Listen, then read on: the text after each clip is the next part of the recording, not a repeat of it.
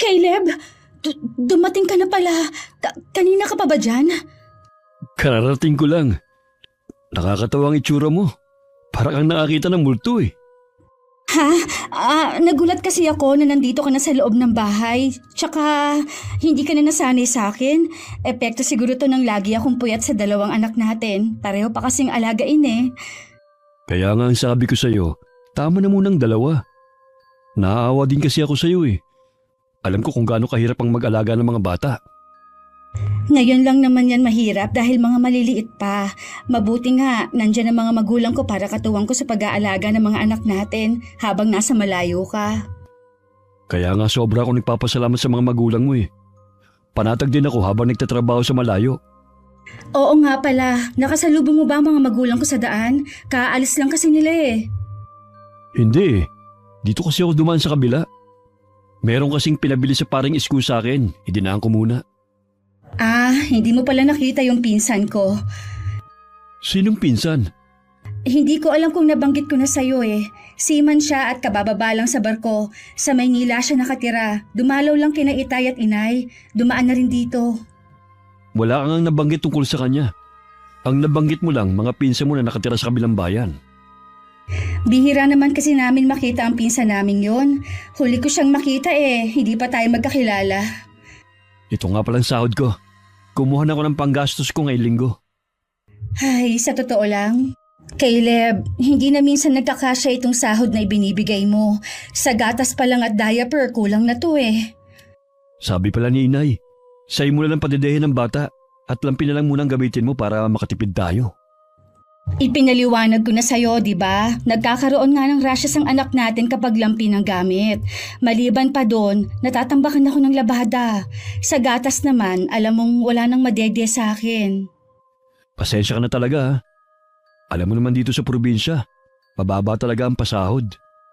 Ayaw mo pa kasing sundin ang sinasabi sa'yo ng kapatid ko na sa Maynila ka magtrabaho eh. Tutulungan ka naman niya eh. Alam mo naman na hindi ko kayang malayo sa inyo ng mga bata eh. Ito nga linggo ng uwi eh. Hirap na hirap na ang kalooban ko. Yung pa kaya naaabuti ng ilang buwan. Magtitiis na lang ba tayo ng ganito? Sa pasukan mag-aaral na si Cindy. Huwag ka mag-alala. Maghahanap ako ng ibang trabaho na malaking sahod. Huwag mo lang hilingin sa akin na sa Maynila ako magtrabaho. Oo na, pero gumawa ka ng paraan. Nakakahiya na sa mga magulang ko na minsan sila gumagastos sa pagkain natin dito. Madalas talagang pagtalunan ng tiyuhin ko at asawa niya ang maliit niyang sahod. Katwiran kasi ni Tia Jana kahit nasa probinsya, mahal na rin ang mga bilihin. Wala akong masyadong alam sa asawa ng tiyuhin ko na yun. Ang masasabi ko lang, mailap siya sa amin na pamilya ni Tio Caleb. 2 linggo na po yatang hindi pumupunta dito sa atin si Tio Caleb. Baka naman abala lang sa trabaho. Bakit hindi na lang ikaw ang pumunta sa kanila para makita mo naman ng dalawang bata? Gusto ko po kasi kapag pumunta ako doon, nandun si Tio Caleb. Halos nandun na kasi ang pamilya ni Tia Jana. Naiilang po kung humarap sa kanila. Bakit naman? Mababait naman ang pamilya ng tiyahin mo ah. Alam ko po na mababait. Basta po kapag nasa malapit lang sila iba ang nararamdaman ko. Ang hirap ipaliwanag eh. Kailangan mo pa rin sila pakitaan na maganda sa kabila ng pagkailang mo sa kanila. Tandaan mo, pamilya na sila ng Tio Caleb mo. Oo naman po. Lagi ko naman sila binabate kapag nakakasalubong ko. Lagi rin ako nagmamano sa mga magulang ni Tia Jana. Ni minsan nga po, hindi man lang silang ngumiti. Masyado silang seryoso. Bakit naman ako hindi rin palangiti? Hindi naiilang ang mga taga rito. Iba naman po kayo. Tsaka kapag may bumabati sa inyo, gumingiti kayo. Sila po talaga mailap sa mga taga rito. Ngayon na nabanggit mo ang tungkol sa bagay na yan, matagal ko na nga rin yung napapansin sa mga balai ko eh. Ayoko lang kasi bigyan ng ibang kahulugan. Wala po bang kinukwento si Tio Caleb sa inyo? Wala naman siyang bukang bibig kundi mababait ang pamilya ng asawa niya. Mabuti nga daw Sinasamahan ng mga biyenan niya ang asawa niya habang nasa malayo siya. Baka nga po sadyang mailap sila sa mga taga rito dahil taga ibang lugar sila. Wag na natin silang pag-usapan pa. Basta masaya ang Tio Caleb mo sa kanila, walang problema. Mula nang maghiwalay ang mga magulang ko, kay Lola na ako naiwan. Ang tatay ko kasalukuyang nasa Maynila na panganay sa magkakapatid. Bihira na rin siyang umuwi dito sa lugar namin. Magkaganon man, regular naman siya nagpapadala sa akin. Ang inay ko naman sa kabilang bayan nakatira kasama ng bagong pamilya. Mabuti naman na isipan mong dumalaw. 2 linggo ka nang hindi nagpaparamdam Pasensya na po kayo, Nay. Marami lang po akong ginagawa. Kumusta na po kayo rito? Ayos lang naman. Bakit hindi mo isinama ang mag-iina mo? Wala po dyan eh. Pumunta po sa bahay ng kapatid sa kabilang barangay. Bukas pa po ang balik nila Bakit hindi ka sumama? Mas gusto ko po magpahinga. Bukas papasok na naman po ako sa trabaho Kung wala naman pala ang mag-iina mo, dumito ka muna sa bahay. Kaya nga po ako nagpunta rito para makalibre ng kain. Walang problema. Gusto ko nga yung lagi kayong pumupunta rito magkakapatid Mula na magkaroon kayo ng sari-sariling pamilya, nakalimutan nyo na ako. Mabuti na lang nandito si Jelay. Huwag na po kayo magtampo, Nay. Sadya lang po talagang abala lang ako. Pati mga kapatid ko. Pare-pareho kayo ng dahilan ng mga kapatid mo. Lalo na si Narsing. Nasa Maynila naman po kasi si Kuya Narsing Mahirap sa kanya na mag-uwian dito sa atin. Kaya wala akong magawa kundi intindihin na lang Lagi pa rin po bang nagpapadala si Kuya sa inyo? Oo. Nung isang araw nga pinadalhan ng pamangkin mo ng pambili ng cellphone. Talaga po? Ang swerte naman ni Jelay Nag-iisang anak kaya lahat ibinibigay ng kuya mo. Sa tingin niyo po kaya, Nay, may pera pa si Kuya? Siguro. Hindi naman kasi ako nagtatanong sa pera ng kapatid mo Bakit mo naman naitanong? Bala ko po sana manghiram. Medyo hirap na po kasi akong pagkasya ng sahod ko Meron pa akong pera dito. Ibibigay ko na lang sa'yo. Nakakahiya, Nay. Wala naman po kayong pinagkakakitaan Huwag ka nang mahiya. Wala naman akong paggagamitan Sige na nga po, Nay. Ibabalik ko na lang po sa inyo kapag sumahod ako. Bakit sabi mo hirap kang pagkasyahin ng sahod mo? Wala pa naman kayong estudyante Malakas po kasi sa gatas at diaper ang bunso namin Bakit kasi ayaw gumamit ng lampin ng asawa mo?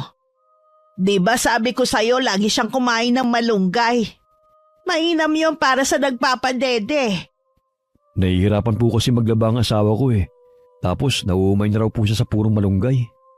Konting sakripisyo lang naman ang gagawin ng asawa mo pero hindi niya magawa. Hayaan na lang po natin kaysa pagtalunan pa namin. Ang akin lang naman pagiging praktikal.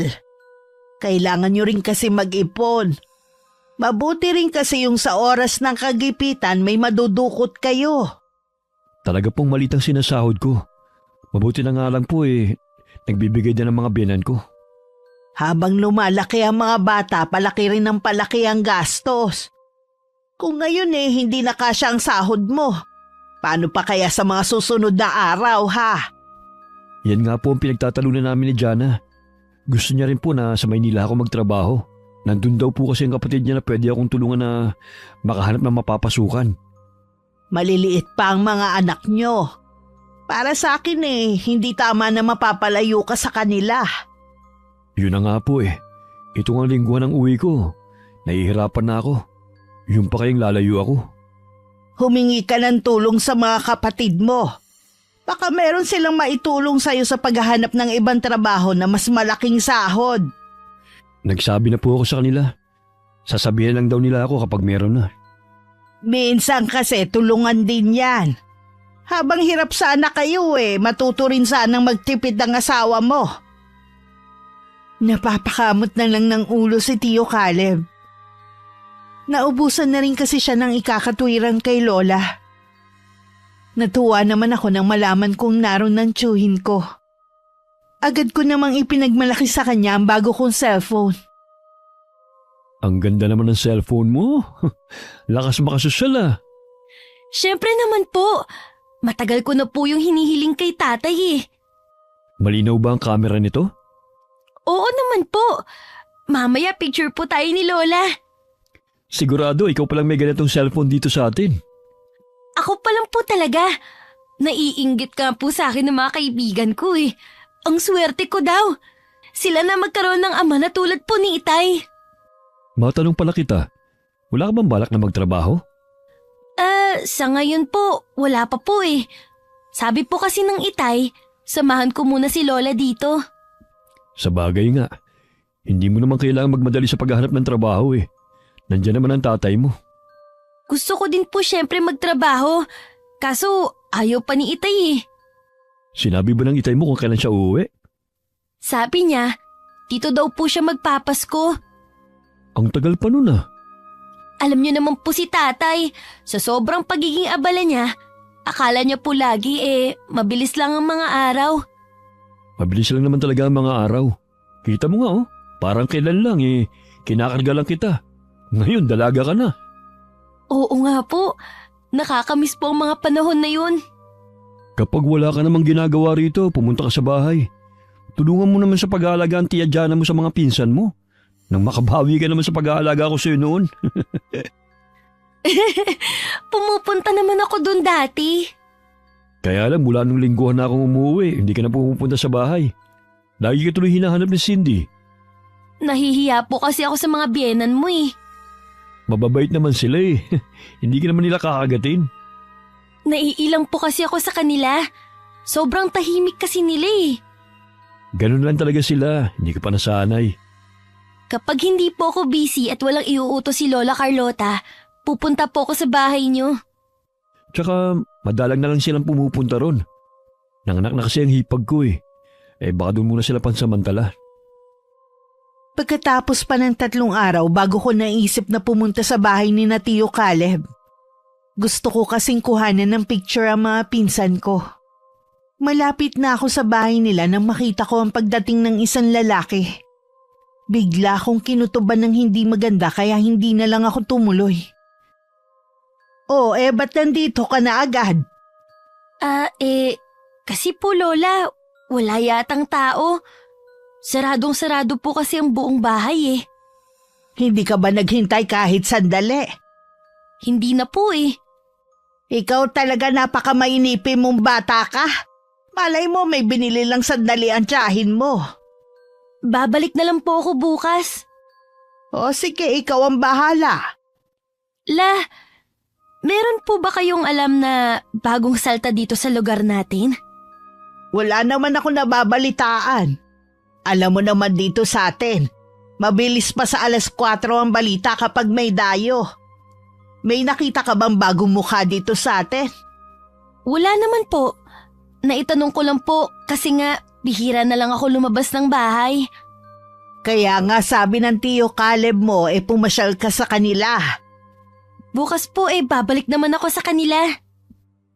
Tulungan mo na lang ako sa pagbibilad ng mga dinaing kong isda. Sige po La, ako na lang magtutuloy sa ginagawa nyo. Magpahinga na lang po muna kayo. Sumunod naman si Lola Carlota sa sinabi ko. Nang pumasok siya, naiwan naman ako nag-iisip kung sino ang lalaking nakita ko. Na pumunta sa bahay ni na Tio Caleb. Kinabukasan bumalik ulit ako sa kanila. Jelay! Mabuti pumunta ka ngayon. Nabanggit nga ni Caleb na pupunta ka. Opo. Kahapon nga po sana kaya lang hindi na ako tumuloy. Nakita ko po kasi na may bisita kayo. Baka si Ryan ang nakita mo. Pinsan ko yun. Sana tumuloy ka pa rin para naipakilala kita. Nahiya na po kasi ako. Ikaw talaga hanggang ngayon takot pa rin sa tao. Ganito po yata kapag laki sa lola. Ang mga pinsan ko po pala. Nasa kwarto at naglalaro. Bakit nga pala ngayon ka na lang ulit pumunta dito sa amin? marami din po kasi pinapagawa si Lola Carlota.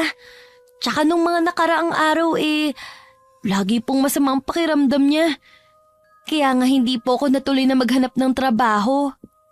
Ganon yata kapag tumatanda na, marami nang nararamdaman sa katawan. Matigas din po kasi yung ulo ni Lola eh. Kahit mainit, sige kilos. Sa maliit niyang garden sa likod ng bahay. Batak kasi ang katawan ni nanay sa trabaho, kaya hindi mo rin masisisi na gumawa pa rin siya. Pero dapat talaga nag-iingat na siya eh. Lagi ko nga siyang pinapaalalahanan. Siguro nakukulitan na sa akin. Kaya nabubulyawan po ako minsan. Mabuti hindi sumasama ang loob mo kapag ganon. Hindi naman po. Sanay na ako sa ugali ni Lola eh. Tsaka mas lamang pa rin po ang kabaitan niya. Magmerienda ka muna habang busy pa sa paglalaro ang mga pinsan mo.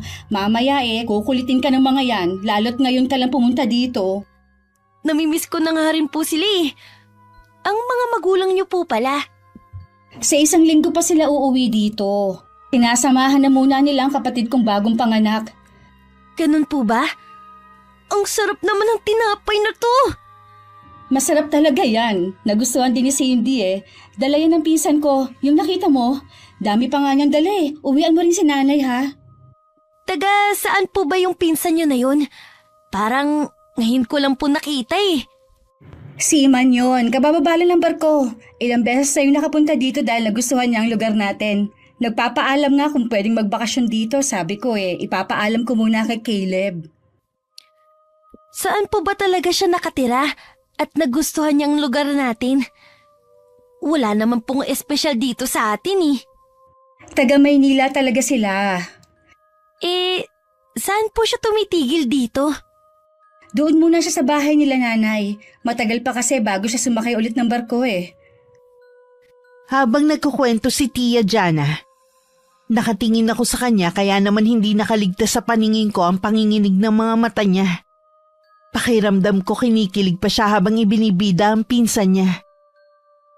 Dala ng kuryosidad na makilala ang pinsan niya, nagsabi ako na babalik muli. At nagkataon naman na dumalaw sa bahay nila ang lalaki. Para lang kayong magkapatid ng Tiyo Caleb mo kung titignan.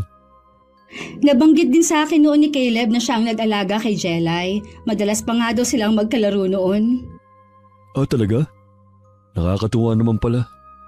Nabanggit ni Tia Jana na gusto mo daw magbakasyon dito sa amin. Talaga bang mahilig ka sa buhay probinsya? Laking syudad kasi ako eh. Gusto ko lang maranasan ang buhay dito sa lugar nyo. Bihira na yung mga tulad mo na magustuhan ng lugar na to. Ako nga minsan, nananawa na sa lugar namin eh. Wala lang ako pagpilian talaga. Subukan mong pumunta sa Maynila at ikumpara mong dalawang lugar. Sinasabi ko sa'yo, iba pa rin ang buhay dito. Mas simple at tahimik. Tsaka, mahal ang bilihin dun. Alam ko na mahal ang bilihin at maingay sa Maynila. Doon kasi nagtatrabaho ang tatay ko at kinukwento niya ang buhay doon. Ah, ganun ba? Paano nga pala kayo naging magpinsan? Ang tatay niya at nanay ko magkapatid. May pamilya ka na ba? Wala pa. Pero meron akong girlfriend sa Maynila. Dapat sinama mo siya dito. Baka magustuhan niya rin ang lugar namin. Busy kasi yun sa trabaho niya eh. Baka sa susunod isama ko na. Alam mo, Jelay, nagtataka ako sa'yo ngayon. Masyado ka kasing matanong sa bisita ko. Dati kasi tahimik ka at mahiyain. Mahiyain lang po ko, Tia, kapag ibang tao. Hindi naman po ibang tao ang pinsan niyo eh. Sa bagay nga, mabuti pa. Nako, magmerienda na muna tayo. Dinala ko na lang ang pagkain ko sa sala kung saan naroon ang dalawa kong pinsan. Naiwan naman si Tia Jana sa kusina na tanaw naman sa kinauupuan ko. Kitang-kita ko kung paano sila maglambingan. Bigla tuloy ako naguluhan kung talagang normal lang ba ang ganon. Hanggang makauwi ako, iniisip ko pa rin ang bagay na yun. Kanina ko pa napapansin na parang malalim ang iniisip mo ah. May nangyari ba sa bahay ng Tiyo Caleb mo? Nakilala ko lang po yung pinsan ni Tia Jana. Seaman po, nagpapakasyon sa atin. Hindi ba maganda ang ugali ng pinsan niya? Ayos naman po siya, Lola. Katunayan nga po, mabait po siya at mukhang maraming pera. Ang dami niya kasing pasalubong lagi. Palibhasa, seaman kasi. Hindi ko alam na may pinsan na seaman si Jana. Sa Maynila po siya nakatira. Talaga? Mabuti na gustuhan niya dito sa atin. Oo nga po eh. May gusto ka ba sa lalaking yon? At siya ang iniisip mo? Lola, wala po akong gusto dun. Ano nga ang iniisip mo? Mahirap pong ipaliwanag pero duda po ako sa lalaking yun. Paanong duda ka sa kanya? Sa pagkatao po niya. At kung talaga bang pinsan siya ni Tia Jana. Ano bang kakaibang napansin mo? Malambing po sila eh, na parang hindi naman normal na ginagawa ng magpinsan. Baka naman malapit lang sila sa isa't isa. Ewan ko lang po. Oy, Jelay, wag mo tong mababanggit sa Tio Caleb mo, ha? Baka kasi pagmulan ng hindi pagkakaunawaan nilang mag-asawa. Sige po, Lola. Hindi ko po babanggitin. Minabuti ko na hindi muna pumunta sa bahay ni na Tia Jana. Kung lagi kasi kung nandun, marami pa akong mapapansin na kakaiba. At mabibigyan ko lang ng mali siya. Alam ko ring nakauwi na si Tio Caleb sa kanila. Okay lang naman kung dito ka magbabakasyon eh. Mabuti nga yun para may kasamang mag-iina ko. Salamat Kuya Caleb. Tama nga ang sinabi ni Ate Jana. Ang bait mo nga. Hindi naman. Bukas lang ang bahay ko sa lahat ng mga kamag-anak ng asawa ko. Siya nga pala, may dala akong alak dyan. Umiinom ka ba? Oo naman. Magluluto ako ng pulutan natin. Meron akong alagang mga manok dyan. Magkakatayo ko mamaya. Salamat at mainit ang pagtanggap mo sa akin dito. Ano nga pala masasabi mo sa lugar namin? Okay naman. Nakakapanibago lang. Dahil hindi naman ako sanay sa buhay probinsya. Sobrang tahimik dito. Kumusta naman ang buhay bilang seaman? Masaya ba sa barko? Akala ng iba madali ang buhay sa barko. Pero ang totoo niyan, mahirap at delikado. Kailangan marunong din makisama para hindi mapag-initan. Dati pangarap ko yan eh. Mabuti na lang pala hindi ako natuloy. Ano ang trabaho mo ngayon? Eto, bumagsak ako bilang karpintero. Ayos lang yan. Marangal naman ang trabaho mo eh. Marangal nga. Minsan naman kulang ang kinikita ko. Kung walang pukpok, walang kain. Bakit hindi ka maghanap ng trabaho na mas malaki ang sahod? Sinusubukan ko naman eh. Kaso wala talaga akong mahanap na iba eh. Bakit hindi mo subukan magtrabaho sa Maynila? Ayoko kasing mawalay sa pamilya ko eh. Kung doon kasi ako magtatrabaho, malamang bihira ako makakauwi rito. Mamamatay ako sa lungkot doon. Sa bagay nga, mahirap kasi kapag pamilyado na. Mabuti naiintindihan mo ako kahit wala ka pang pamilya. Oo naman. Kaya nga ako, hanggang ngayon, hindi pa rin makapag-asawa. Gusto ko muna mag-ipon bago lumagay sa tahimik na buhay. Tama yan, para hindi mo kailangang lumayo. Dito ka muna ah. Huhuli lang muna ako ng manok. Tutulungan na kita. Hindi na. Bisita ka namin dito eh. Ang mabuti pa, puntahan mo na lang ang pinsan mo. Sige. Kung kailangan mo ng tulong, tawagin mo lang ako ha. Nakatalikod na si Tio Caleb kaya hindi niya nakita ang misteryosong ngiti sa labi ng lalaki. Nang mailuto ang manok, nagtabi lang ang tsuhin ko ng ulam. At saka na nila inumpisa ng inuman sa labas ng bahay.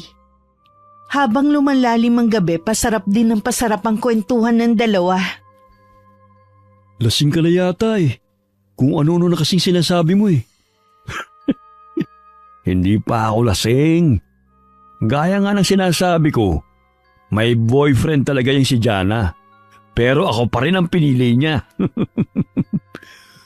Ang swerte mo pala na ikaw ang pinili niya. Nasaan na kaya yung boyfriend niya? Hindi ko alam eh. Baka may sarili na rin pamilya. Kasing edad lang niya ang asawa ko eh. Sa tingin mo kaya, hindi na mahal ng pinsan ko naging boyfriend niya? Hindi magpapakasal sa akin ang pinsan mo kung mahal pa rin niya ang lalaking yun. Siguro nga, tama ka. Ikaw, kailan mo naman yayayain ang girlfriend mo na magpakasal? Hindi pa namin napag-uusapan eh. Baka magsawa yung maghintay sa'yo. Nasa kanya yun. Kung hindi niya na ako mahihintay, marami pa namang babae dyan eh. Sa bagay nga, magandang lalaki ka naman eh. Marami pang pera. Pag-aagawan ka talaga. Magandang lalaki ka rin naman ah. Kaya nga siguro napaibig sa yung pinsan ko. Gwapo nga. Wala namang pera. Hindi naman yata mahalaga sa pinsan ko ang yaman eh. Siguro nga. Pero malaking bagay pa rin kung may sapat na pera. Mas maibibigay ko sa kanila ang kailangan nila. Ang mas mahalaga naman masaya ang pagsasama nyo. Oo naman. Walang kahit na ano o sino ang pwedeng sumira sa pagsasama namin ng pinsan mo. Kung ganun, uminom pa tayo. Magbubukas pa ako ng isang bote ha. Mas lalong naging malakas ang tawanan at boses ng dalawa. Mabuti na lang malalayo ang agwat ng mga bahay. Hindi sila makakaistorbo. Si Tia Jana naman napapailing na lang na umalis sa pagkakadungaw sa may bintana. Dahil sa sobrang laseng sa sala na lang nakatulog si Tio Caleb. Samantalang magkaulayaw naman ang asawa at si Ryan. Kinabukasan parang minamartilyo ang ulo ni Tio Caleb. Inabutan naman siya ng kape ng asawa. Sakit ang ulo ko. Anong oras na? Pasado 10:00 na. Tanghali na pala. Si Ryan. Umuwi muna sa bahay ng mga magulang ko. Kukunin niya ang mga gamit niya doon. Ganun ba? Ano kaya nangyari kagabi? Pareho kasi kayong laseng. Halos gumapang na nga kayo papasok ng bahay eh. Pasensya ka na. Minsan nga naman akong mag-inom eh. Hindi naman ako nagagalit. Sabi mo nga, minsan ka lang uminom. Salamat naman at hindi ka galit. Sakit talaga ng ulo ko. Gusto mo ba ng gamot? Sige, para talaga kasing minamartil yung ulo ko eh. Bago ka uminom, kumain ka muna. Teka, ipaghahanda kita. Ipagtimpla mo na rin ako ng kape. Madadala ka na siguro na mag-inom ngayon.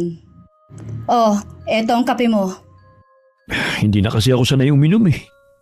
Pagkatapos mong kumain, maligo ka para mawala yung hangover mo. Mag-iisang buwan na nun si Ryan sa bahay ng tiyuhin ko. Dahil maraming pera ang lalaki, lagi masarap ang ulam ng mag-iina. At tuwing dumarating si Tio Caleb, laging espesyal ang ulam nila. Dahil nga rin lingguhan ng uwi, wala siyang kamalay-malay na meron na palang milagrong nangyayari sa likod niya. Tanging ako lang ang nakakaalam sa lihim ng magpinsan.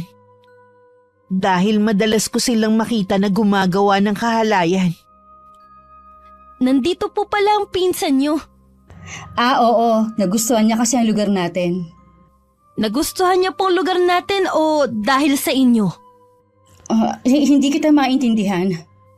Magsabi nga po kayo ng totoo. Pinsan niyo ba talaga ang Ryan na yun? Oo naman. Sinabi ko na kung paano kami naging magpinsan. Bakit po kayo gumagawa ng kahalayan? Hindi kita maintindihan. Alam kong may relasyon po kayong dalawa. Huwag niyo nang ipagkaila. Kitang-kita po ng dalawang mga mata ko ang mga ginagawa niyo. Hindi na kayo nahiya. Dito pa talaga sa bahay ni Tio Caleb kayo gumagawa ng kababuyan? Iyang bibig mo, Jelay. Nasa kwarto lang si Ryan, baka marinig ka niya. Nakakahiya naman. Nahihiya ka po sa kanya? Pero hindi kayo nahihiya sa asawa niyo? Wala nga kaming ginagawang masama ni Ryan. Hindi po talaga kayo aamin? Sige, bahala na po si Tio Caleb sa inyo. Jelay, wag mo naman itong sabihin kay Caleb oh. Gusto mo bang masira ang pamilya namin? Kayo ang sisira sa pamilya niyo, hindi ako! Wala naman kasing basihan yung sinasabi mo eh. Pag-aawagin mo lang kami. Anong gusto niyo? Manahimik lang ako? Hindi ko po kayang gawin yun. Kapag nasira ang pamilya ko, walang dapat sisihin kundi ikaw. Sisihin niyo yung kalandian niyo. Ang bait na ng asawa niyo, hindi pa rin kinakontento? Wala nga akong ginagawang masama sa tsuhin mo. Maniwala ka. Ako pa talagang pinalalabas yung sinungaling? Eh baka kasi nagkamali ka lang ng palagay. Maawa ka naman sa mga pamangkin mo. Ngayon naman ginagamit niyo ang mga anak niyo. Kahit sino naman ang nasa kalagayan ko, lahat gagawin para maprotektahan ng pamilya. Paalisin niyo ang lalaking yun sa bahay na to. Ang kapal naman ng mukha niya kung mananatili pa siya dito pagkatapos ng ginawa niya. Hindi mo ba alam? Malaking tulong sa amin si Ryan. Eh halos siya na nga ang gumagastos sa bahay na to. Malaking tulong siya sa pamilya ko. Kaya pala ayos lang sa mga magulang niyo at kapatid ang relasyon niyo. Dahil nakakatulong sa inyo. Jelay, nakikiusap ako sa'yo. Itiko mo na lang yung bibig mo. Wala ka namang pruweba sa mga sinasabi mo eh. Guguluhin mo lang ang katahimikan ng bahay na to eh. Sigurado ba kayo na wala akong pruweba? Meron ba? O nasaan? Kay Tio Caleb ko lang ipapakita. Kaya kung ako sa inyo, paalisin niyo na ang lalaking yun. Baka sakaling maawa pa ako. Jelay, huwag ka muna umalis. Pag-usapan muna natin to. Jelay! Matinding takot ang nararamdaman ng mga sandaling yun ni Tia Jana. Lumabas naman sa pinagtataguan si Ryan na narinigan lahat ng usapan namin. Ano na ang gagawin natin ngayon? Eh siguradong magsusumbong yun kay Caleb. Ano kaya ang sinasabi niyang pruweba? Hindi ko alam. Baka sabi lang niya yon. Baka pagdating ng asawa mo bigla na lang niya akong sugurin. Kung gusto mo nang umalis, hindi naman kita pipigilan. Nag-aalala rin naman ako na baka magpang-abot kayo. Pakiramdaman na lang muna natin. Baka nga nananakot lang ang pamangkin mo. Hindi dapat ako pumayag na dumito ka. Bakit hindi? Tayo naman talaga ang magkasintahan. Hanggang ngayon, ako pa rin ang gusto ng mga magulang mo at kapatid. Eh bakit kasi mas pinili mong mag-abroad kesa sa akin? Masyado ka naman kasing atat no na magpakasal eh. Sinabi ko naman sa'yo maghintay ka. Pero wala pang isang taon. May boyfriend ka na kagad. At pinakasalan mo pa talaga. Nagawa ko lang naman na magpakasal kay Caleb dahil sama ng loob ko sa'yo eh. Akala ko makakalimutan din kita. Ngayon nagsisisi ka. Hindi naman sa ganun. Mabait at responsable naman si Caleb. Pero aminin mo, na iba pa rin ang nagagawa ng pera. Hindi lahat ng gusto mo maibibigay niya. Kita mo nga, dahil sa akin, kaya nakakakain ng masarap ang mga anak mo. Hindi mo kailangang ipumukha sa akin ang bagay na yon. Kaya naman naming mabuhay kahit wala mga binibigay mo. Ibig bang sabihin yan? Ayos lang sa'yo na mawala ako? Kailangan na nating tanggapin na hindi na natin pwedeng ituloy ang relasyon natin. May asawa na ako at may girlfriend kang naghihintay sa'yo sa Maynila. Makipaghiwalay ka na lang sa asawa mo. Hindi pwede. May mga anak kami. Ayoko masira ang pamilya ko kaya mabuti pang tapusin na natin ang relasyon natin. Diyan na naman. Palibasa kasi wala kang mga anak. Sarili mo lang ang iniisip mo. Sige. Kung yan ang gusto mo, hihintayin ko lang ang asawa mo para makapagpaalam ng maayos sa kanya. Pupuntahan ko din si Jelay para pakiusapan. Kasalukuyan ako naglalabas sa may poso sa likod ng bahay nang tawagin ako ni Lola Carlota. Nasa amin daw si Tia Jana at gusto kong kausapin. Ayoko na sana siyang harapin. Pero magtataka naman si Lola kapag ginawa ko yun. Napilitan na lang ako na harapin siya. Sa labas na lang kami nag-usap para hindi marinig ni Lola. Anong ginagawa niyo dito? Nandito ako para makiusap ulit sa'yo. Umalis na ba ang pinsan niyo sa inyo? Aalis na rin siya. Hihintayin lang niya na umuwi si Caleb para magpaalam. Magpaalam at para magpasalamat na rin. Dahil maliban sa nakatira na siya sa inyo, nakihati pa siya sa inyo. Huwag ka naman magsalita ng ganyan. Baka marinig ka ng ingay. Nahihiya kayo ngayon pero bago kayo gumawa ng kamilagrohan, hindi niyo naisip ko anong magiging bunga. Hindi naman kasi totoong sinasabi mo eh. Sige lang, panindigan niyo ang pagsisinungaling niyo. Nakikiusap ako sa'yo. Huwag mo nang palakihin ang gulo. Aalis na nga si Ryan eh. Kung hindi ko pa kayo nahuli, hindi nyo pa siya paaalisin. Pangako, hindi ko na siya papupuntahin sa bahay. Kilala mo ako. Sa loob ng ilang taon, naging tapat at mabuti akong asawa kay Caleb. Sa mga sinasabi nyo, para na rin kayong umamin. Sige, alang-alang sa mga pinsan ko, hindi ako magsusumbong. Ay, salamat, Jelay. Tatanawin ko itong malaking utang na loob sa'yo. Niyakap pa ako ng mahigpit ni Tia Jana bago umalis. Pagpasok ko sa loob ng bahay, nagtatanong ang mga mata ni Lola Carlota na nakatingin sa akin. Ano bang sadya ni Jana sa'yo? Wala pula. Meron lang siyang pinapakiusap sa akin. Ano naman? Tungkol po sa pinsan niya. Alam ko meron kang itinatago. Hinihintay ko lang na magsabi ka sa akin. Lola, nangako naman na si Tia Jana na paaalisin na po ang lalaking yun. May ginawa bang lalaking yon?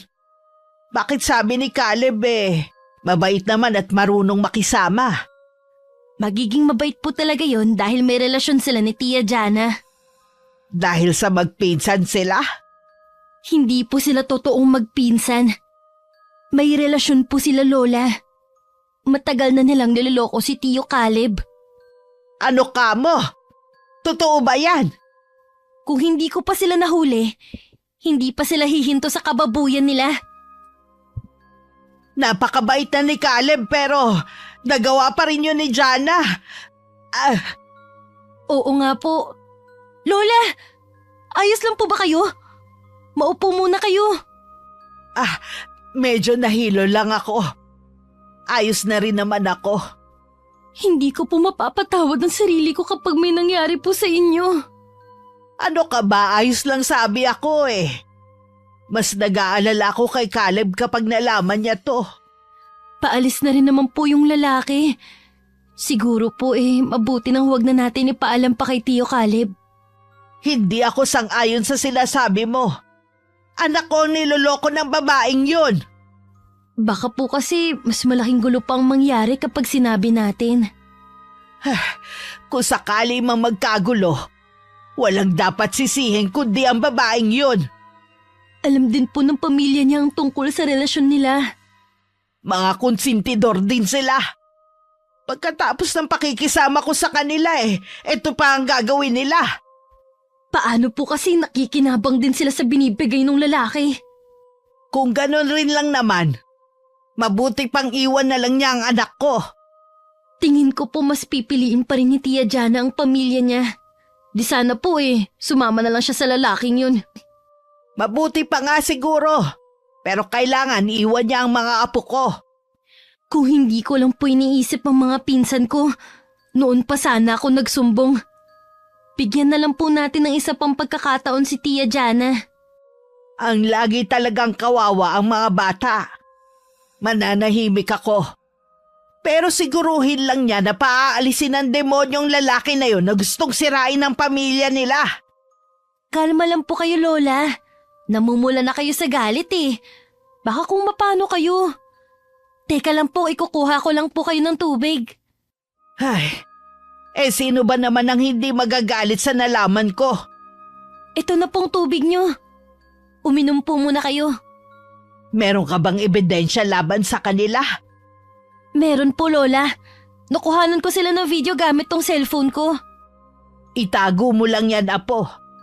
Paalang araw magagamit din natin yan. Ayos na po ba kayo? Oo. Sige na, balikan mo na ang nilalaban mo. Nang sumunod na araw, pinuntahan ni Lola si Tia Jana sa bahay nila. Naabutan pa niya si Ryan doon. Parehong nagulat ang dalawa sa biglaan pagsulpot ni Lola Carlota. Nay, napadalaw po kayo. Ano pang ginagawa ng lalaking yan dito?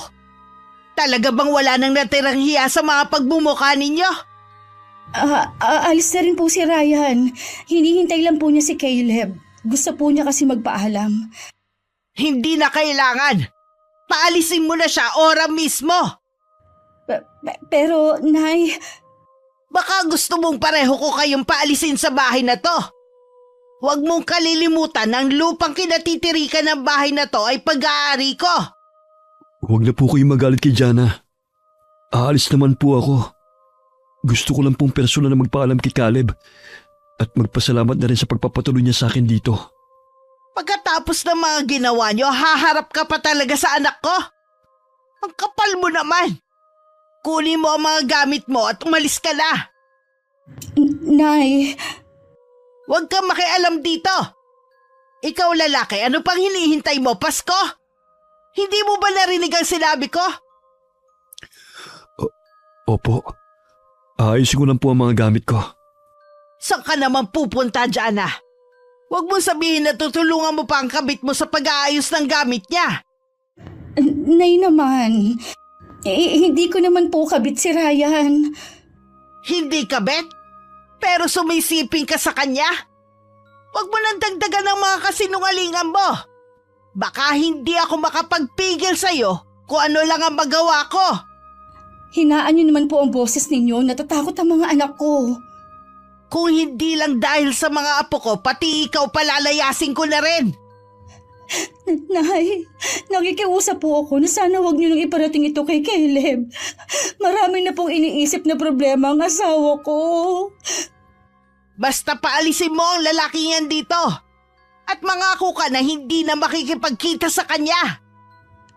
Opo, Nay. Hindi umalis si Lola Carlota hanggat hindi umaalis si Ryan. Muli pa niyang binalaan si Tia Jana na wag na muling gagawa ng anumang kasalanan sa asawa. Puro tango naman na naging tugon ng tiyahin ko. Mula noon naging panatag na ang loob namin.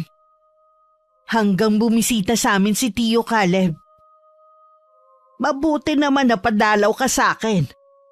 Ugali mo na talagang abutin ng ilang linggo bago makipagkita. Bigla ko po kayo na-miss eh. Si Jelay po. Nasa bayan. Kinuha ang padala ng ama. Nay. Yun nga palang hiniram ko sa inyo. Pasensya na po kung hindi ko pa nababalik ha. Hindi naman ako naniningil eh. Nahiya na po kasi ako sa inyo eh. Huwag mo munang isipin yon. Kumusta na pala kayo ng pamilya mo? Okay naman po. Nandun pala sa bahay namin ang mga binan ko at hipag. Nandun din si Ryan. Si Ryan nasa bahay ninyo? Di ba umalis na siya? Opo. Pero bumalik po siya kasama ng mga biyanan ko. Mga konsintidor talaga ang pamilya ng asawa mo. Hindi ko po kayo maintindihan, Nay. Pinaalis ko na ang lalaking yun sa bahay ninyo. Kinausap ko na rin ang asawa mo. Kayo po nagpaalis kay Ryan? Bakit naman po? Nakakaya dun sa tao. Nakakatulong naman po siya sa bahay eh. Ano nakakaya? Sila dapat ang mahiya.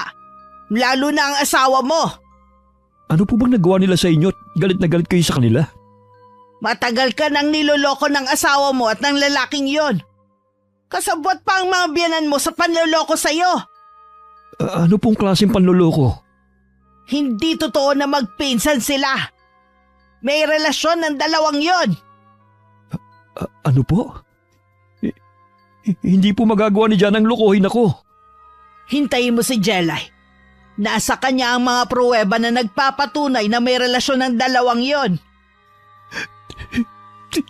Tinanggap ko siya sa bahay ko. Pinagkatiwalaan ko siya. Tapos tutuklawin lang pala niya ako. Wala na sana kaming balak sabihin sa'yo. Basta mangako lang si Jana na hindi na siya makikipagkita sa lalaking yon. Hindi na nga niya tinupad ang pangako niya. Pinabalik pa niya talaga sa bahay ninyo. Mga hayop! Lahat sila mga traidor! Kung maghihiwalay kayo kunin mo ang mga anak niyo. Huwag mong ipaubaya sa kanya. Naabutan ko si Tio Caleb sa bahay. Babatiin ko na sana siya nang mapansin ko na parang galing siya sa pag-iyak. Nang tingnan ko si Lola Carlota, baka sa kanya ang pinaghalong lungkot at galit. Bigla tuloy akong kinabahan. Tio Caleb, kanina pa po kayo? Oo, kanina pa rin kita hinihintay. May kailangan kasi akong malaman. Alam na ng Tiyo Caleb mo. Po, akala ko po ba ililihim na lang natin ang tungkol sa bagay na yun? Yun naman talaga ang gusto ko. Pero ang babaeng yun pinabalik na naman doon ng lalaki niya. Ang kapal naman talaga nila. Wala talaga silang delikadesa. Gusto ko makita ang video na sinasabi ni Inay na nasa cellphone mo. Sigurado po ba kayo?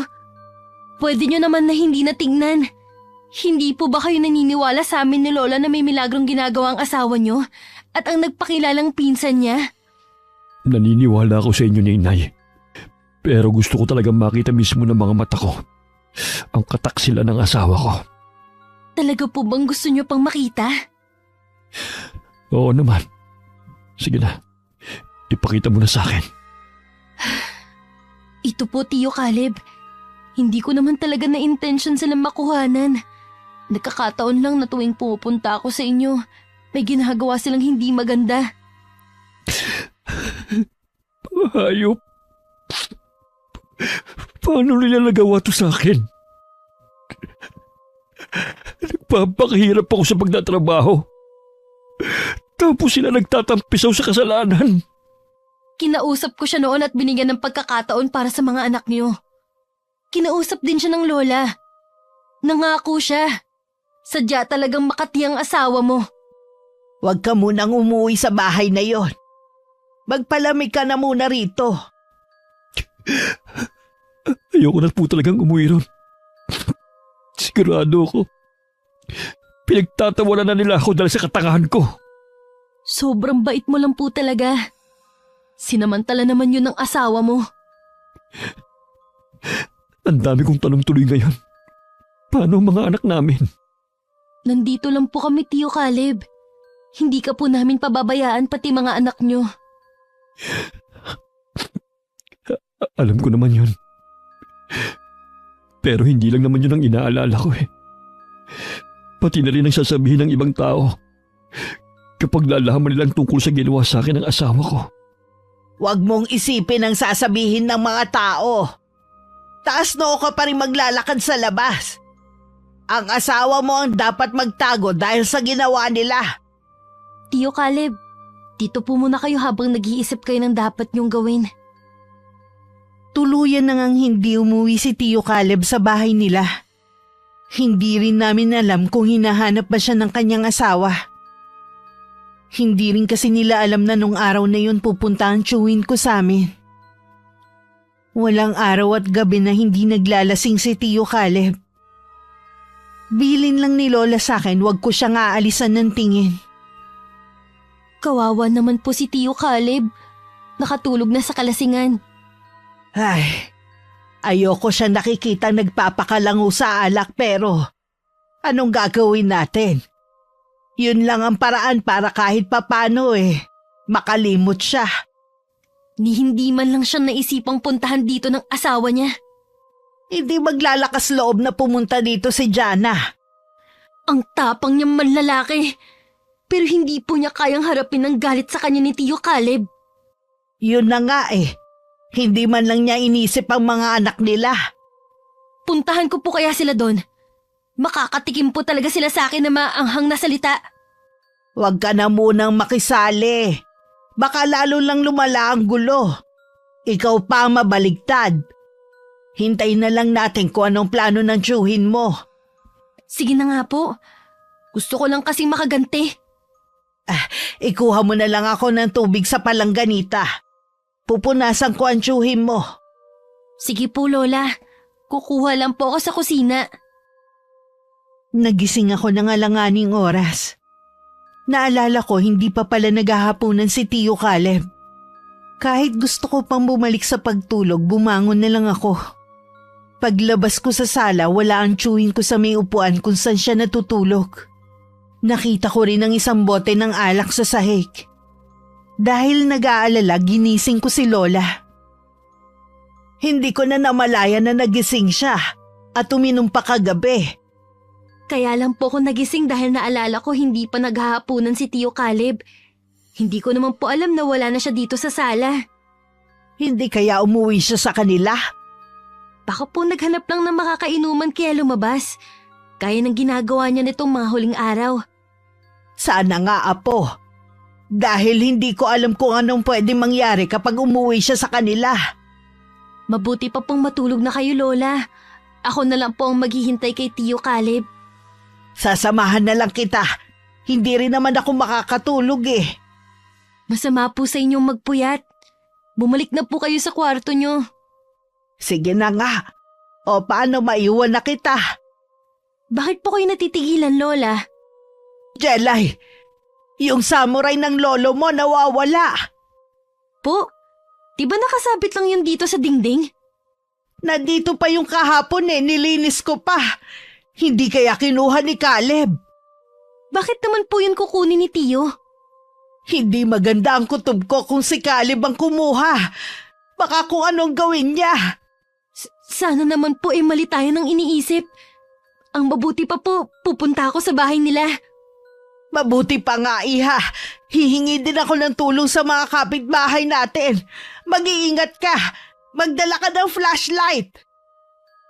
Mula nang umalis ako ng bahay, patindi na ng patindi ang kabang nararamdaman ko. Nangangatog din ng mga tuhod ko habang lakad-takbo ang ginagawa ko.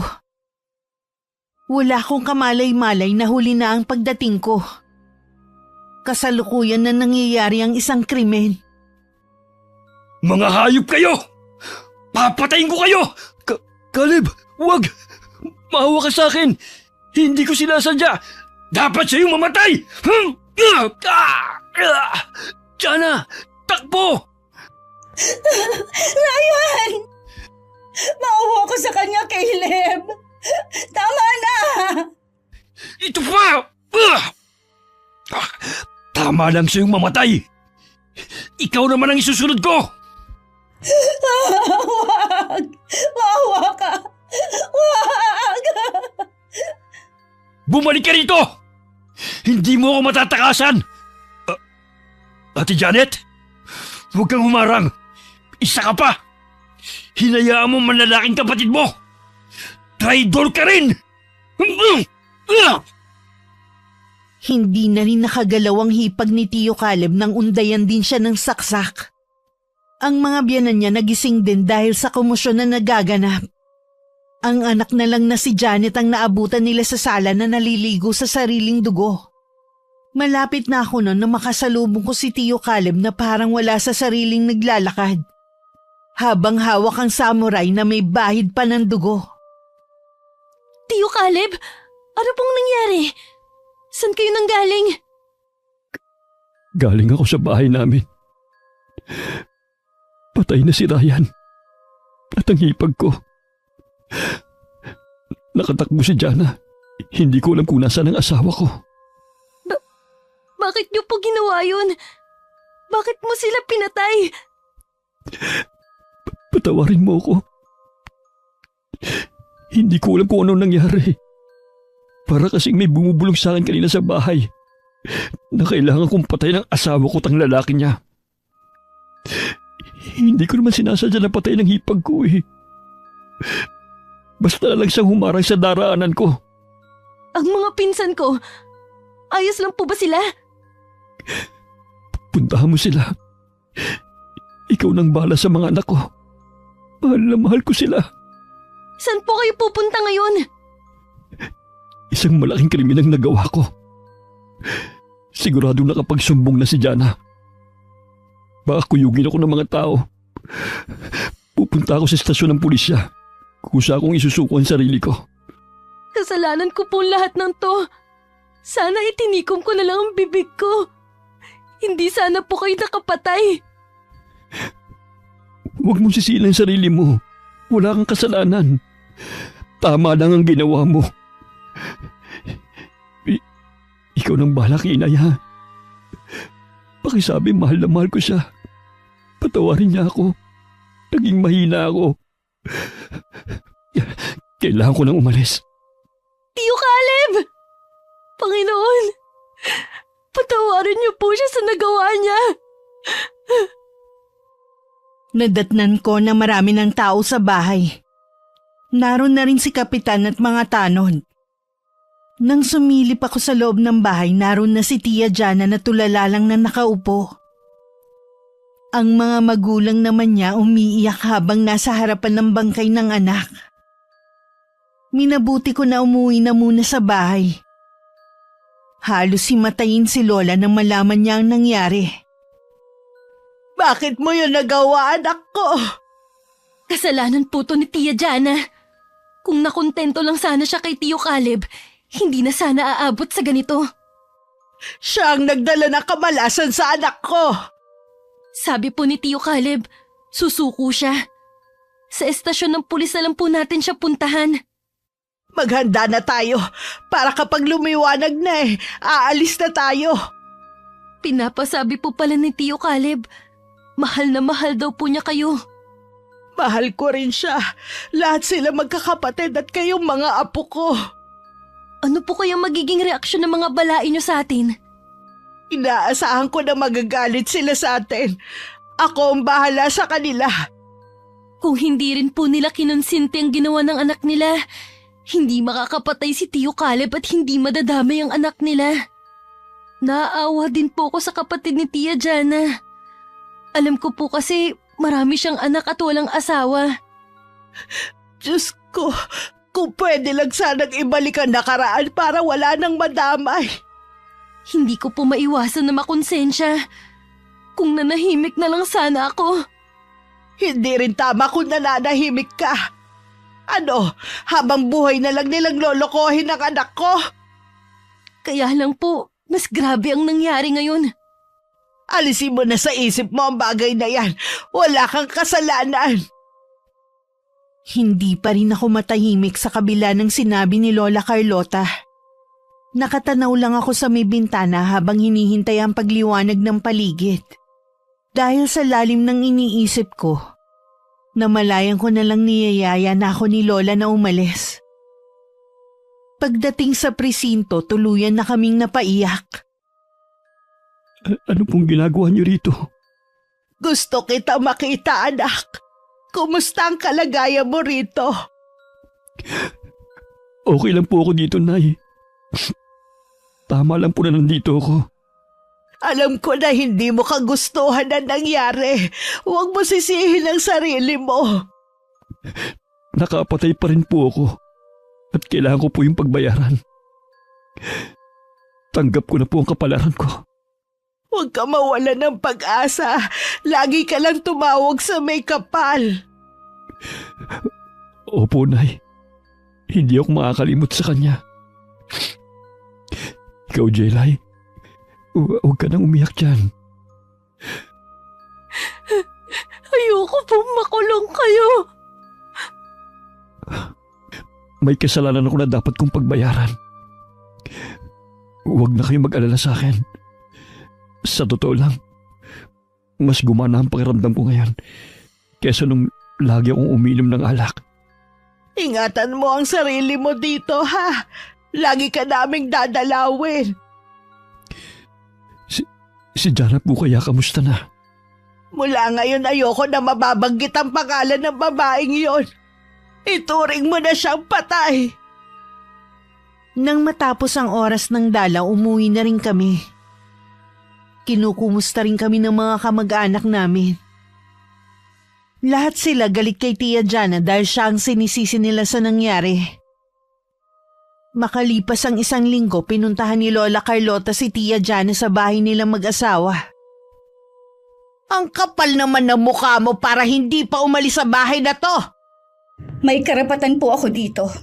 Bahay namin ito ni Caleb. Pagkatapos ng ginawa mo, may tapang ka pa talagang manatili sa lugar na to. Buong barangay alam na ang ginawa mo. Paano mo pala gagawang maglakad sa labas na nakataas ang noo? Patawarin niyo po ako, Inay. Nagsisisi na po ako sa mga ginawa ko. Huwag niyo po kaming paalisin dito. Wala na kami mapupuntahan ng mga anak ko. Umuwi ka sa inyo, sa mga magulang mo. Galit din po sila sa akin. Ako ang sinisisi nila sa pagkamatay ng ate ko. Naguhugas kamay sila ngayon. Kung tutuusin, may kasalanan din sila. Hinayaan lang nila ang mga ginawa mo. Palibhasa kasi nakikinabang din sila. Hindi po sila marunong tumanggap ng pagkakamali. Matindi rin po silang magalit. Mabuti pa pong humingi na lang kayo ng kapatawaran sa ginawa ni Caleb at ng apo ninyo. Ang kapal naman ng pagbumuka ninyo. Hindi ako lalapit sa kanila para humingi ng kapatawaran. Huwag na po kayong magmatigas kung ayaw po ninyong magsisi. Alam na rin po nila na si Jella yung nagsumbong kay Caleb. Sana pala ikaw na lang ang namatay at hindi ang kapatid mo. Sana nga po. Maraming anak si Ate Janet at maliliit pa. Hindi ko na rin sana tinatanggap ang mga masasakit na salita sa mga tao. Ikaw dapat ang nakakulong, hindi ang anak ko. At tama lang na makaranas ka ng panlilibak sa mga tao. Kung pwede lang po sana. Pero mahal ko po ang mga anak ko. Hindi ko kayang mawalay sa kanila. Habang buhay mong pagdurusahan ang ginawa mong to, hindi ka patutulugin ng konsensya mo. Itaga mo sa bato ang mga sinabi ko. Dahil nailipat na sa ibang kulungan si Tio Caleb, bihira na lang namin siyang madalaw. Nahihirapan na rin kasi sa mahabang biyahe si Lola. Isang araw may natanggap kaming masamang balita mula sa kulungan. Patay na raw si Tio Caleb. Hanggang ngayon, hindi pa rin po ako makapaniwala na wala na si Tio Caleb. Palaisipan pa rin sa akin ang sinabi ng mga pulis. Hindi naman po kapani-paniwalang sinabi nila na kaya namatay si Tio Caleb dahil may lumabas na mga insekto sa katawan niya. Posible yon, Iha. Kung pagbabasihan ko mga sinabi ng mga saksi, isa lang ang naiisip ko. Binarang ang Tio Caleb mo. Sino naman kayang gagawa nun? Dalawang naiisip ko. Ang pamilya ni Ryan at ang mga balai ko. Ang sama naman nila! Sila na nga itong may kasalanan kay Tio Caleb, pero sila pa talagang gumante. Kung hindi sana nakakulong si Caleb, maililigtas ko pa siya. Puro na lang hirap ang dinanas si Tio Caleb nang dahil sa asawa niya. Hindi ako papayag na hindi maibalik sa kanila ang ginawa nila. Ano pong gagawin niyo, Lola? Huwag mo nang alamin. Ayokong pati ikaw madamay pa. Matagal na po akong damay. Sa akin po nagsimula ang lahat. Ilang beses ko bang sasabihin sa'yo na huwag mong sisihin ang sarili mo? Gusto mo bang magalit sa'yo ang Tio Caleb mo? Baka hindi matahimik ang kaluluwa niya. Ayoko naman po. Hindi ko lang po talaga maiwasan. May pupuntahan lang ako. Dumito ka lang muna sa bahay, ha? Lingid sa akin, pinuntahan ni Lola si Tia Jana sa bahay nila. Naabutan niyang umiiyak ang babae. Nay, napadalaw po kayo. Umiiyak ka ba dahil wala na si Caleb? Masakit din po sa akin ang pagkawala niya. Ni hindi ko man lang siya nakita kahit sa huling sandali. Hindi naman kita pinagbawalan na puntahan ng burol niya. Hindi mo lang talaga makaya ang panghuhusgang gagawin sa'yo ng mga tao. Kaya nga po hindi na lang ako pumunta. Bakit po pala kayo nandito? Para po ba makita kung gaano kami sarable ang buhay ko? May gusto lang ako itanong sa'yo. Ano po yon? Barang ang kinamatay ni Caleb. Pamilya mo ba ang may kagagawan nun? Bakit hindi ka makatingin ng diretsyo? Sumagot ka! May kinalaman ba kayo sa pangbabarang sa anak ko? Ang itay po ang may alam pero hindi po niya magagawa yon. Pwes ginawa niya. Hindi mo man lang nagawang pigilan ng ama mo. Pinakiusapan ko po siya na huwag gagawa ng bagay na ikapapahamak ni Caleb. Pero nababalot ng galit ang puso niya dahil sa pagkamatay ni ate. Subukan niyong muling may saktan sa isa sa pamilya ko pag sisisihan niyo na nakilala niyo ko. Ano po ang ibig ninyong sabihin? Sabihin mo sa tatay mo na tumigil na. Wala nang anak ko, nakaganti na siya. Pero dalawa po ang nawalang buhay. Tama lang ang nangyari sa lalaki mo. Alam ko po na kasalanan ko lahat. Nagdurusa din po ako ngayon. Alam ko na walang kapatawaran ang ginawa ko. Umaasa na lang ako na hindi madamay ang mga anak ko sa karma ko. Dahil lang sa mga apo ko kaya hindi kita mapaalis sa bahay na to. Subukan mo lang muli magloko kahit patay na si Caleb. Ako mismo ang magpapalaya sa'yo dito kasama ng mga anak mo. Lola, teka lang po. May gusto lang po ako sabihin. Kahit ito man lang, makabawi ako sa inyo. Anong sasabihin mo? Ingatan niyo po si Jelay. Galit sa kanya ang pamilya ko dahil tingin nila sa kanya nagsimula ang gulo. Apo ko pa talaga ang sinisisi nila sa nangyari? Anong klaseng pag-iisip ba meron ng pamilya mo? Pasensya na po talaga, Nay. Yun lang ang masasabi mo? Kung pwede ko lang pong ibalik ang nakaraan. Hindi ako magpapatukso sa pera at material na bagay. Sabi nga pera ang pinag-uugatan ng kasamaan. Nagpatalo ka sa kasamaan kaya ito ang naging resulta. Ilang araw nang hindi maganda ang pakiramdam ko. Pero ayoko namang ipakita kay Lola baka kasi mag-alala pa siya. Ang dami na nga naming problema, ayoko nang dagdagan pa. Dahil matalas ang pakiramdam niya, napansin pa rin niya na may kakaiba sa akin. May sakit ka ba ha? Wala naman pula. Bakit yun naman po naitanong? Maputla kasi ang mga labi mo eh. Pula lang po akong lipstick kaya siguro maputla ako. Para ka rin kulang sa tulog. Kasi po Lola, madalas akong magising na 1:00 ng madaling araw. Pakiramdam ko nasa paligid lang si Tio Caleb. Eh bakit mo naman nasabi yan? Kapag po kasi nagigising ako ng madaling araw, naamoy ko rin ang paborito niyang pabango. Ako po kasing bumili nun eh. Katagalan, nagiging masangsang na ang amoy ng paligid. Basahol pa sa bulok na daga. Mula mamayang gabi sa kwarto ko na ikaw matutulog ha? Baka naman po hindi kayo makatulog. Alam niyo naman po na humihilik ako eh. Wala akong pakialam kung malakas ka man humilik. Mabuti na yung katabi mo ko. Sige na nga po Lola. Basta, huwag kayo magrereklamo na hindi makatulog ah. Siya nga pala. Dalhan mo ng bigas at gulay ang Tia Jana mo sa bahay nila.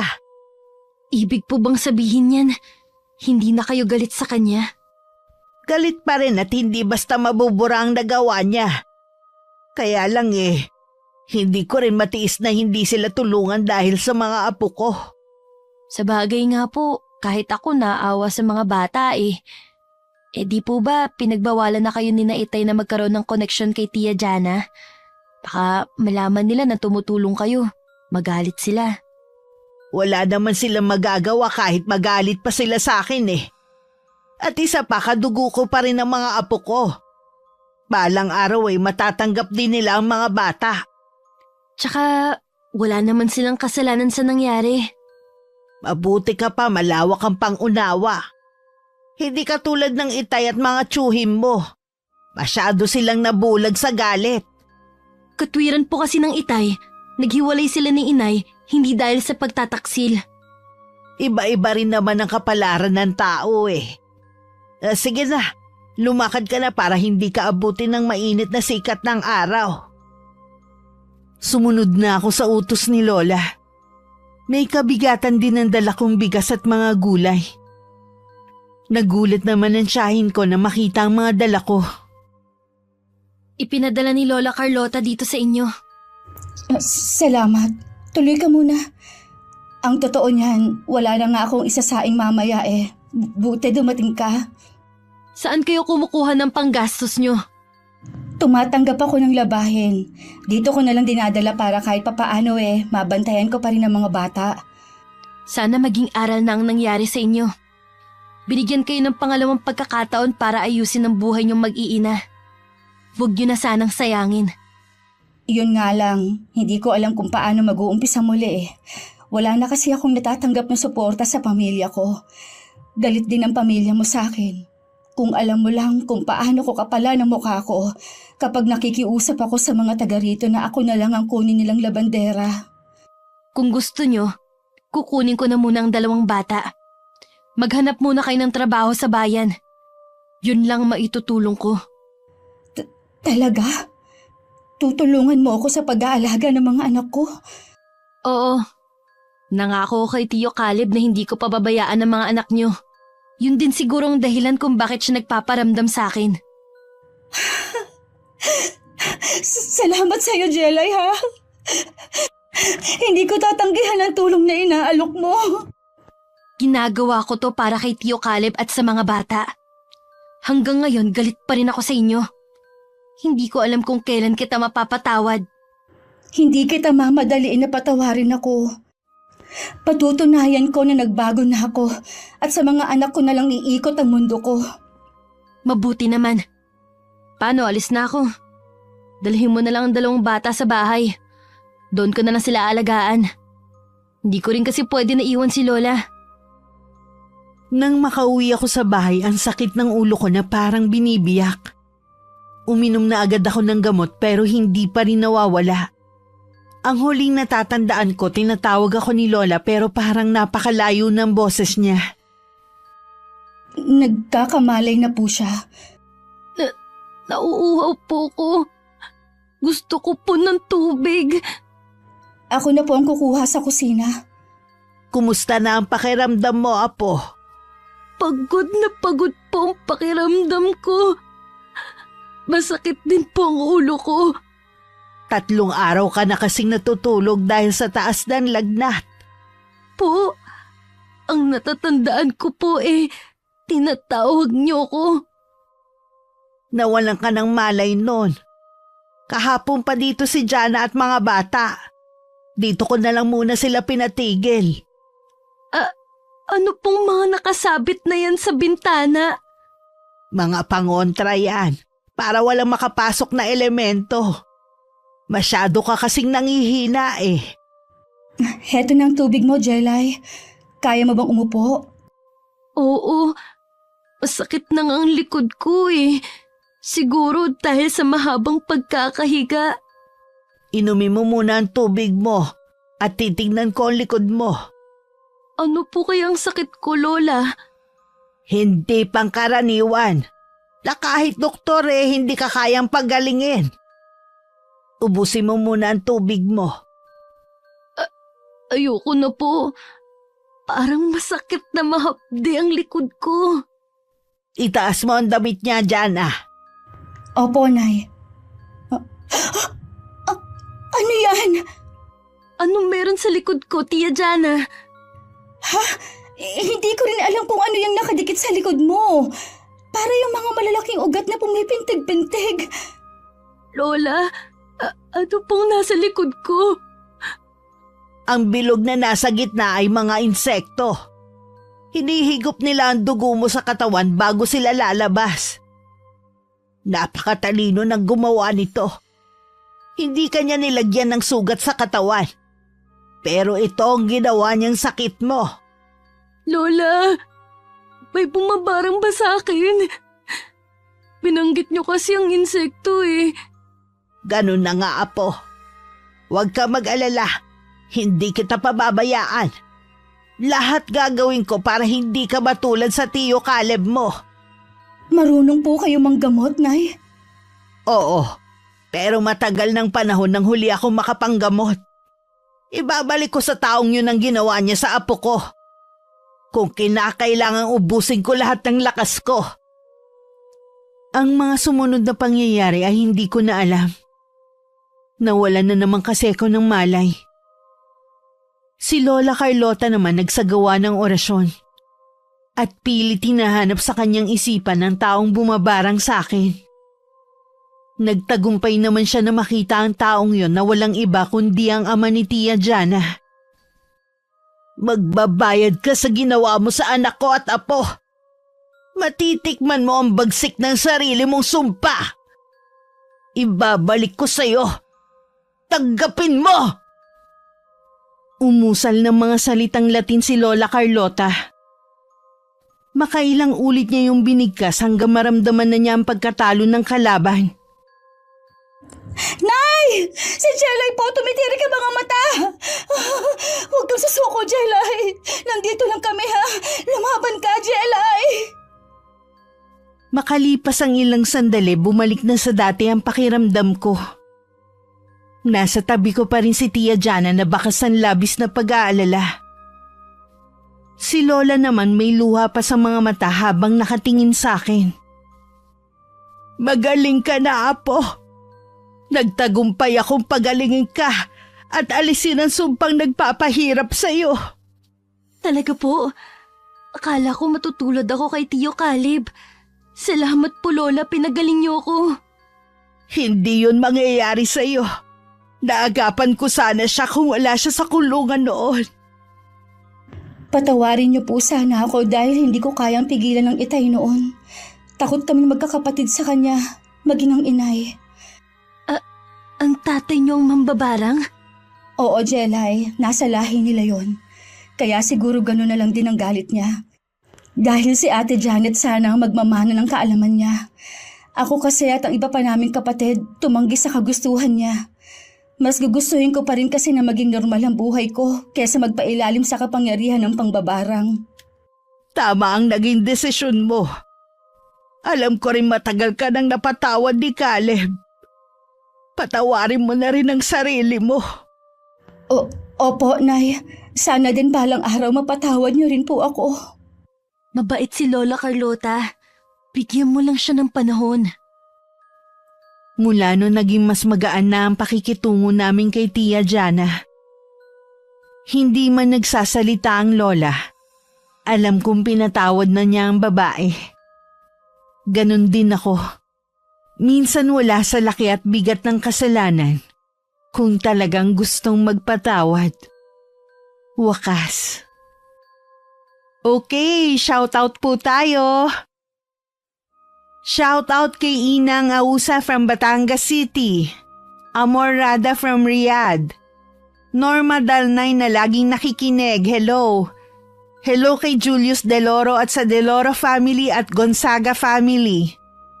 Hello kay Tutsi Gulalan from Pasig City, Iloilo. Hello kay Sofia Amorin, salamat sa pakikinig. Shoutout sa Consensino family from Caloocan City. Hello sa mga anak ni Genevieve Cabangal from San Jose Antique na sina Shine, Kim, Princess, Jeric, Kurt at Rafael. Shoutout kay na Christopher Soyoso, Domingo Bundal at Heaven Soyoso from Suwal, Pangasinan na walang sawang nakikinig sa akin at kay Ingkong. Hi kay Leonisa Cobo from San Miguel, Bulacan. Shoutout sa Pabatal and Mangkaw family from North Cotabato. Hello kay na Kimberly and Cez from Rodriguez, Rizal. Hi kay Maria Angela Escopete from Melbourne, Australia. Ruby Ann Magante from Riyadh, Saudi Arabia. Phoebe Manglona from Himaymaylan, Negros Occidental. Hello sa Inaria family from Laguna. Hi kay Grace Limsiaco from Saudi Arabia. Hello Malin Rico from Novaliches, Quezon City. Hi kay Glenn Saga from Lapu-Lapu, Cebu City. Hi kay Cecilia V from Taguig City. Hello kay Lynn Turker from Turkey. Hello sa'yo Lance MBB from Malaysia. Hi kay Noy from Abu Dhabi. Hello sa'yo Rere Sales from General Santos City. Hi kay Marites Angdasan na lagi ring present. Hello Amorada from Riyadh. Shout out sa MMPC Toda Pascam 2 General Trias Cavite. Lalong-lalo na kay Ate Baby Cruz. Salamat sa laging pakikinig. Hello kay Rosalina Bugayong from Singapore with love. Hi kay Carol Manzano Abrigo na always present. Hello kay Violi Leharso from Cavite. Hello kay Love from Hong Kong. Shout out kay Francesca Liana from Muscat, Oman. Hi kay Aiko Villesa from Bahrain na lagi ring present. Hi kay Norma Garcia Pabunan from Hong Kong. Hello kay Razon Yao from Kuwait. Hello kay James Pedrajas na laging nakaabang sa bago nating kwento. Hello kay Michelle Mahusay from El Nido, Palawan. Hi kay Mary Antamashiro from South Cotabato. Hello kay Casey Fernandez from Jeddah, Saudi Arabia. Hello kay Lydia Lopez na lagi ring present. Hi kay Nida Kiambao from Kuwait. Hi kay RJ Channel from Hong Kong. Lisel Codilla Mamado, hello sa'yo. Hi kay Noni Solitario from Cebu City. Hello kay Aileen Remorque from Saudi Arabia. Hello kay Jane Cruz na lagi rin nakikinig. Hello kay Nanette Carson.